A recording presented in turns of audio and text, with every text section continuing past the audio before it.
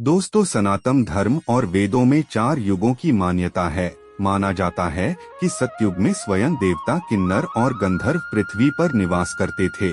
हमारे धर्म ग्रंथों में किन्नरों और गंधर्वों के बारे में विस्तार से बताया गया है। सतयुग के बाद आया त्रेता युग। इस युग में भगवान श्री राम ने जन्म लिया और स्वयं श्रीहरि विष्णु का अवतार थे।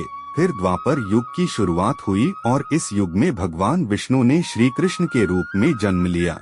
द्वापर युग में श्री कृष्ण ने जिस तरह की लीलाएं रची, उनके बारे में प्रबुद्ध लोगों का कहना है कि भगवान इन लीलाओं के जरिए मानव मात्र को कलयुग में जीवन यापन का पाठ पढ़ा रहे थे। कलयुग का कालखंड सबसे छोटा माना गया है और माना जाता है कि कलयुग में भगवान विष्णु का 10वां अवतार होगा, जिसका नाम होगा कल्कि। वर्तमान समय में कलयुग ही चल रहा है। विष्णु पुराण कलयुग के वर्णन करते हुए कहा गया है कि कलयुग पाप इतना अधिक होता कि सृष्टि का संतुलन बिगड़ जाएगा।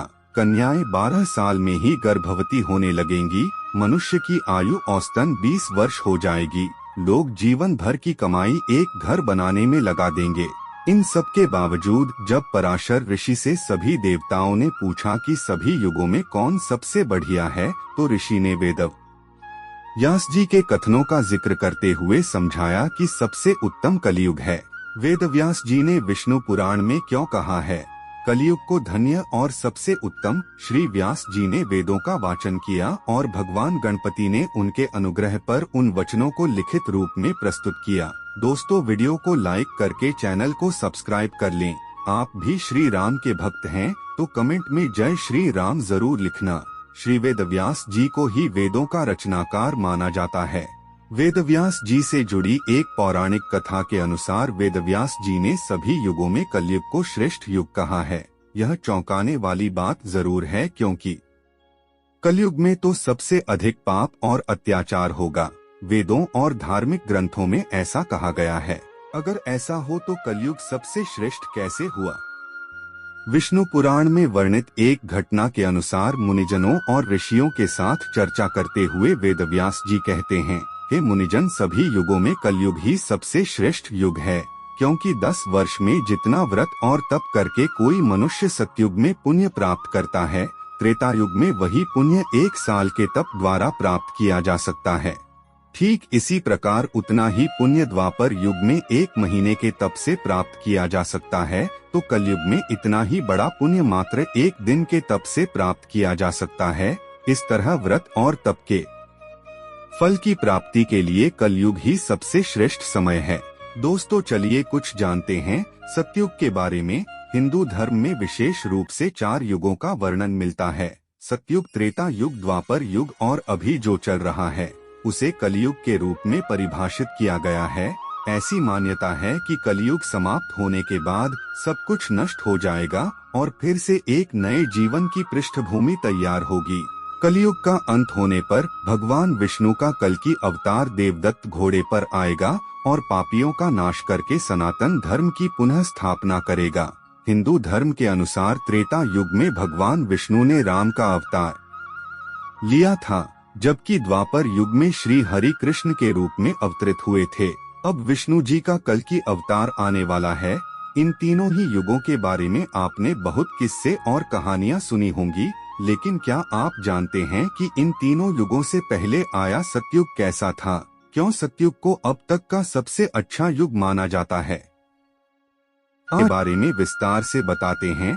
सतयुग का इतिहास कोई 17 लाख साल पुराना बताया जाता है। इसे कृत युग भी कहा जाता है। ऐसी मान्यताएं हैं कि सतयुग में पाप बहुत निचले स्तर पर था, या यूं कहें कि न के बराबर था। इसे सच्चाई, तपस्या, अनुष्ठान और दान का युग कहा जाता है। सतयुग का प्रारंभ अक्षय तृतीया पर्व से हुआ था। इस युग के लोगों की आयु बहुत लंबी होती थी और उनका कद बहुत लंबा होता था। वे ज्ञान व तपस्या से परिपूर्ण थे। सतयुग की मुद्रा रत्नमय थी और इसमें स्वर्ण के पात्र का प्रयोग होता था। ऐसा कहा जाता है कि सतयुग में भगवान विष्णु ने कुल 4 अवतार लिए थे। इस युग में श्री हरि ने मत्स्य, कूर्म, वाराह और नृसिंह का अवतार लिया था। भगवान ने ये अवतार क्रमशः शंखासुर का वध, वेदों के उद्धार, पृथ्वी का भार हरण और हिरण्यकश्यप का वध करने के उद्देश्य से लिए थे। भगवान श्री राम के राजा हरिश्चंद्र की कहानी भी सतयुग से जोड़कर देखी जाती है। सतयुग का समापन होने के बाद त्रेता युग और फिर द्वापर युग आया।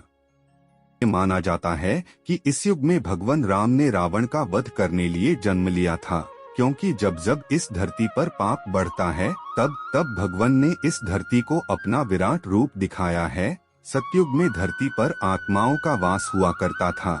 जैसे हर शरीर का अंत होता है, ठीक वैसे ही एक समय का अंत भी आता ही है।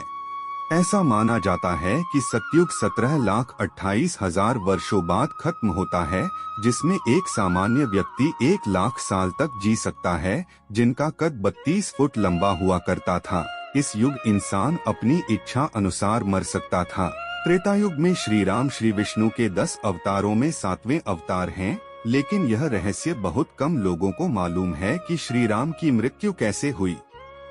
दरअसल भगवान श्री राम की मृत्यु एक रहस्य है, जिसका उल्लेख सिर्फ पौराणिक धर्म ग्रंथों में ही मिलता है। के अनुसार भगवान श्री राम ने सरयू नदी में स्वयं की इच्छा से समाधि ली थी। इस बारे में विभिन्न धर्म ग्रंथों में विस्तार से वर्ण मिलता है। श्री राम द्वारा सरयू में समाधि लेने से पहले माता सीता धरती माता में समा गई थी और इसके बाद ही उन्होंने पवित्र नदी सरयू में समाधि ली। चारों युग हनुमान जी एकमात्र ऐसे भगवान हैं जो अमर हैं। त्रेता युग में भी हनुमान जी ने भीम को चारों युग के बारे बताया था। किस युग में क्या होता ये भी बताया था। जानकारी के लिए बता दें, त्रेता युग 4,32,000 वर्षों का होता है, जिसमें एक सामान्य इंसान 10,000 साल तक जी सकता था। इस युग में भीम ने हनुमान जी को चारों युग के ज्ञानी के नाम से संबोधित किया था। जब द्वापर युग में गंधमादन पर्वत पर महाबली भीमसेन हनुमान जी से मिले तो हनुमान जी से कहा कि हे पवन कुमार, आप तो युगों से पृथ्वी पर निवास कर रहे हो, आप महाज्ञान के भंडार हो, बल बुद्धि में प्रवीण हो, कृपया आप मेरे गुरु बनकर मुझे शिष्य रूप में स्वीकार करके मुझे ज्ञान की भिक्षा दीजिए। तो हनुमान जी ने कहा, हे भीमसेन, सबसे पहले सतयुग आया, उसमें जो कामना मन में आती थी वो कृत पूरी हो जाती थी, इसलिए इसे सतयुग कहते थे। इसमें धर्म को कभी हानि नहीं होती थी। उसके बाद त्रेता युग आया, इस युग में यज्ञ करने की प्रवृत्ति बन थी, इसलिए इसे त्रेता युग कहते थे। त्रेता युग में लोग कर्म करके कर्म फल प्राप्त करते थे। हे भीमसेन, फिर द्वापर युग आया, इस युग में वेदों के 4 भाग हो गए और लोग सतभ्रष्ट हो गए, धर्म के मार्ग से भटकने लगे हैं, अधर्म बढ़ने लगा। परंतु हे भीमसेन, अब जो युग आएगा वो है कलयुग। इस युग में धर्म खत्म हो जाएगा, मनुष्य को उसकी इच्छा के अनुसार फल नहीं मिलेगा, चारों और अधर्म ही अधर्म का साम्राज्य ही दिखाई देगा। द्वापर युग 8,64,000 वर्षों का था, जिसमें प्रत्येक व्यक्ति 1,000 साल तक जी सकता था। ऐसा माना जाता है जैसे जैसे धरती पर पाप बढ़ेगा वैसे वैसे इंसान की जीने की उम्र और उसकी इच्छा की पूर्ति कम होने लगेगी। हनुमान जी का कहना था कि द्वापर युग में लोग धर्म के मार्ग से भटकने लगेंगे और धरती पर पाप बढ़ने लगेगा। जैसे कि आप सभी जानते हैं, इस युग में विष्णु जी ने खुद श्री कृष्णा का अवतार लेकर कंस को मौत के घाट उतारा था। कलयुग में एक आत्मा का जन्म 45 बार होता है और उसकी उम्र 100 साल तक की होगी। इस युग में इंसान पर्यावरण को तहस नहस कर देगा और इस युग में इंसान की इच्छा पूर्ति कम हो जाएगी और वे पाप का भागीदार बन जाएगा। कलयुग के अंतिम काल में भगवान विष्णु का कल्कि अवतार होगा। यह अवतार विष्णुईशा नामक ब्राह्मण के घर जन्म लेगा। भगवान कल्कि बहुत ऊंचे घोड़े पर चढ़कर अपनी विशाल तलवार से सभी अधर्मियों का नाश करेंगे। भगवान कल्कि केवल 3 दिनों में पृथ्वी से समस्त अधर्मियों का नाश कर देंगे। माना जाता है कि कलयुग में अंतिम समय में बहुत मोटी धारा से लगातार वर्षा होगी, जिससे चारों ओर पानी ही पानी हो जाएगा, समस्त पृथ्वी पर जल हो जाएगा और प्राणियों का अंत हो जाएगा। इसके बाद एक साथ 12 सूर्य उदय होंगे और उनके तेज से पृथ्वी सूख जाएगी।